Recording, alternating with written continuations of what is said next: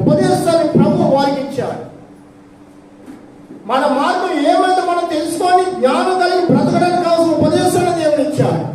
మన మాట ఏమైందో అది దాన్ని స్మరించుకుని మాట్లాడటానికి ఉద్రేక భావంతో కాకుండా శాంతి కలిగి, దీర్ఘశాంతము కలిగి, దీనత్వం కలిగి మాట్లాడటానికి, వివేకము కలిగి మాట్లాడటానికి దేవుడు మనకి తన వాక్యాన్ని మనకి ఇచ్చాడు.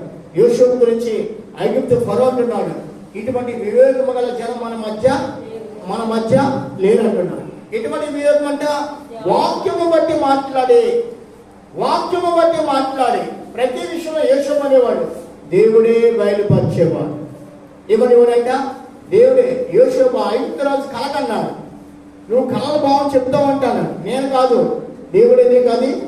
అంటే ఎవరు ప్రతి విషయంలో తాను మాట్లాడేలో దేవుడి యొక్క పేరు అతను పలికేవాడు.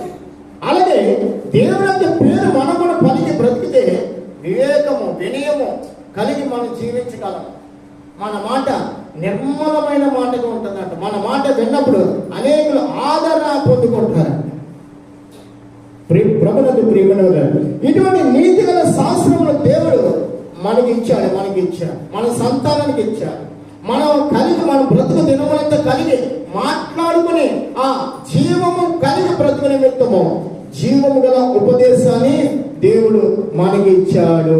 దేవుడికి స్తోత్రము కలుగును గాక.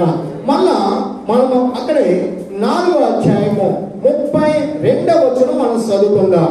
32వ వచనము, దేవుడు భూమి మీద నరుని సృజించిన దినము మొదలుకొని నీకంటే ముందుగా నుండిన మునుపటి దినములలో ఆకాశం యొక్క ఈ దిక్కు నుండి ఆకాశం యొక్క ఆ దిక్కు వరకు ఇట్టి గొప్ప కార్యము జరిగేనా, దీని వంటి వార్త వినబడేనా అని నీవు అడుగుము.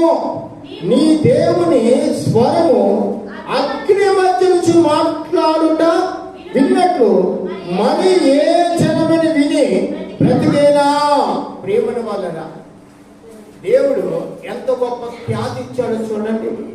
ఏమంటాడంటే, భూమి మీద నరుని సృజించిన దినం మొదలుకొని, ఎవరండి? భూమి మీద దేవుడు ఆదామును సృజించిన మొదలుకొని ఈ దినం వరకు దేవుడు మనతో మాట్లాడుతున్న ఆ మాట బట్టి, ఆ మాటలోనే మహత్యం ఉందండి. ఎలా తెలుసండి? మాట బట్టి ఆకాశమును కలిగేశాడు, మాట బట్టి భూమిని, మాట బట్టి సముద్రమును, మాట బట్టి సూర్య చంద్ర నక్షత్రములు కలిగి